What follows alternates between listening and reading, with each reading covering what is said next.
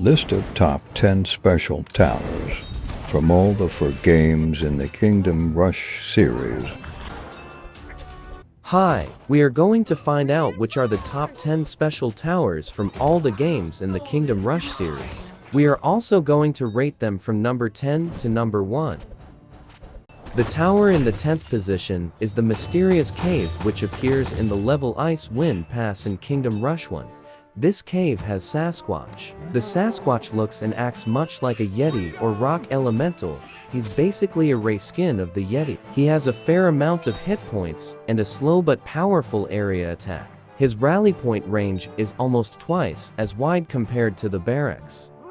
But his cave is not well located, and 2/3 of the range are occupied by rocks and strategic points. He regenerates 250 HP for every second when idle. Unfortunately, the Sasquatch usually is not considered a good investment. He costs 400 gold to purchase, can only block a single enemy, can't be placed far back, which makes him very vulnerable to shadow archers or troll champions, and if he dies, he has to be repurchased. That's why we placed him at number 10.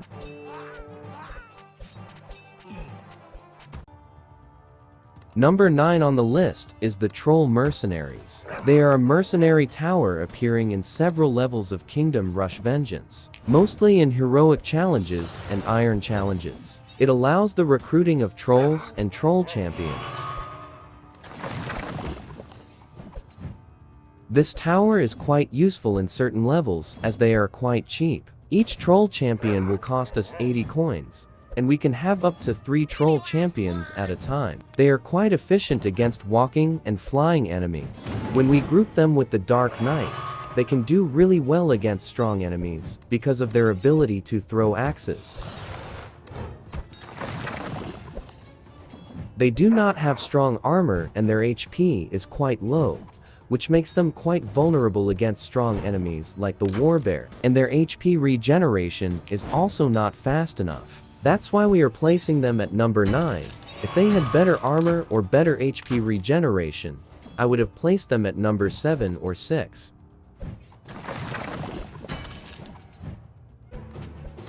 On the 8th position, we have the Sylvan Elf Hall. This one is the first special tower in the Kingdom Rush series. These towers are only available in Silver Oak Forest and Fungal Forest. Once built, it allows training of Sylvan elves, expensive but powerful soldiers who will attack enemies with bow and glaive.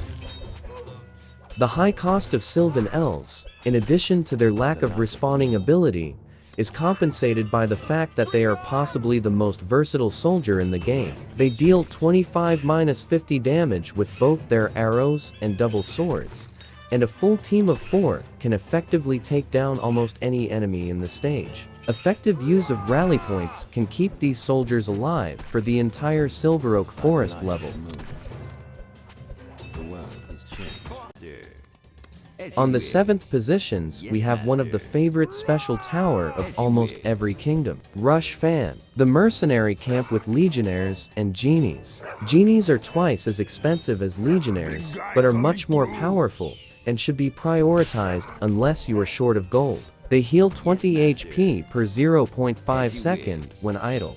Genies excel in melee combat and can quickly dispose of most enemies without trouble. However, caution should be taken when immortals are present in numbers, as an immortal, though weaker, can still inflict a lot of damage before dying. The reason why I have placed genies at number 7 is because of their poor armor and lack of their ability to attack the flying enemies. When it comes to the bees in this level, the genies are completely helpless against them. If they could convert them into flying frogs, I would have given a better position to the genies. Also, the giant sandworm can swallow them from time to time, which makes them expensive.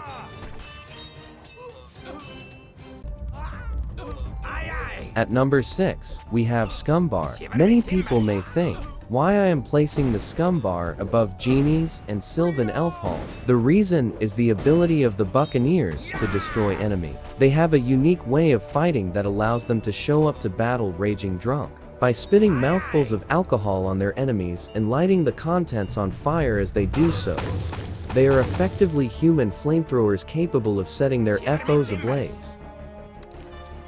Buccaneers are more fragile than corsairs, but make up for it with their ability to fight from a distance, making them easier to protect with soldiers and reinforcements, and are usually the better option, except when you're short on gold. Due to their low health compared to their cost, buccaneers should be well protected from harm by soldiers, reinforcements, or corsairs. Keep them away from executioners and snapvines, as they can effectively waste the gold spent on them. Even though they attack with Molotov cocktails instead of kinetic weapons, their attacks still do physical damage instead of fire damage. At number 5, we have another tower from Kingdom Rush Frontiers, which is Pirate Watchtower. This tower appears in the mini-series in the islands. The Pirate Watchtower is manned by a pirate wielding a primitive firearm, dealing decent damage per shot, but shooting very slowly, even slower than artillery until upgraded with rapid reload, while Parrot Bomber deals 20-40 area damage, and is essentially a compact dwarven artillery with a somewhat different reload mechanism. Since the tower uses parrots instead of cannons, the bombs do not need to be reloaded, but instead have to be carried from the tower on top of the target, so enemies at close range can be bombed constantly, while enemies far away will take a lot less damage. The tower's range is the same as Dwarven Bastions, the longest base range in the game. At number 4, we have the strongest special tower in the entire series, again from Kingdom Rush Frontiers, the Shrine of Rnos. It is a hidden tower in my opinion, and the cost to fully upgrade the shrine is too much. It costs around 1,500 coins, but its strength in the fact that we can target any enemy, and it can destroy all enemies except the crab with a single strike, makes it a very attractive option. When maxed, the shrine deals a whopping 1,000 to 2,000 damage. A Black Surge will certainly not survive, and even the tough bloodshells will see their hit points drop abruptly. It is, in many ways, similar to the Sunray Tower from Kingdom Rush. The Shrine of Rnos is not to be used liberally, has 30 seconds of reload time. A ready shrine can be noticed by the glowing pink orbs at the base of the statue. The weakness of this tower is its high reload time and high price, but it's worth the wait and the cost. At number 3, have the Renegade post, which could be a surprise for most people. I don't think many people like this tower, and even remember this one. There is not much special about this special tower, but still, I place it at number 3. In my opinion, they have the strengths of the Blade Singers and the Forest Keepers, and if we group them with Arcane Archers or Blade Singers, they can do wonders. The Renegades are average warriors capable of stalling weak to medium-tier enemies and dealing a fair amount of damage, but they quickly fall to the enemy's overwhelming force when on their own. They are useful to help defend choke points and support other units and towers. Getting Life Stealer Strike 3 for them should be a priority, as it instantly cures poison attacks and allows them to survive much longer, compensating their extremely low heal rate, 5 HP per second. I would say they are one of the best barrack unit in the whole series, almost as good as the Forest Keepers. There are 3 of them. They can do ranged attack. They have strong spears to attack enemies. They have super health regeneration once they are fully upgraded. What else we want? The only ability they are missing is the ability to slow down large number of enemies like the Forest Keepers. We have the Dragon Nest at number 2 in our list. It houses a single red dragon egg that can be hatched to a baby dragon that will aid the player against enemies. After 250 gold is paid, a baby dragon named Ashbite will hatch from the egg. Ashbite is rather durable, has a powerful attack, and a huge rally point radius, allowing him to be deployed almost everywhere on the map like a secondary hero, though he moves quite slowly. Unlike other mercenaries who must be hired again after death, Ashbite respawns 10 seconds after being killed. In addition, he can be upgraded with 2 special abilities like other advanced towers. The only ability Ashbite lacks is that he cannot stop enemies. Apart from that, it is one of the perfect towers. Almost as good as a hero. He has everything we need. At number 1, we have the Dark Forge Tower from Kingdom Rush Frontiers. This is one of my personal favorite. I would say it is a combination of the Tesla Tower from Kingdom Rush 1 and a hero like Malik.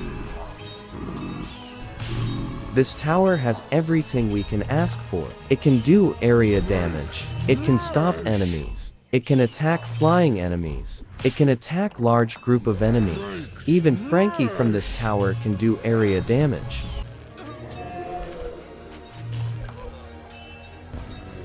I am sure many of you will disagree with this list, and I am curious to know your view. Please let me know which tower you would put at number 1, and if you would like to add or remove some towers from this list. Please let me know in the comments section.